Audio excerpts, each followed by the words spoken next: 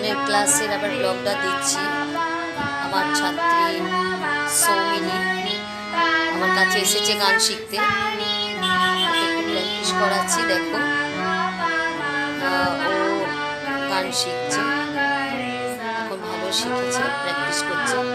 এখন পাল্টা দিয়ে স্টার্ট করেছে, এইসবে স্টার্ট করেছে।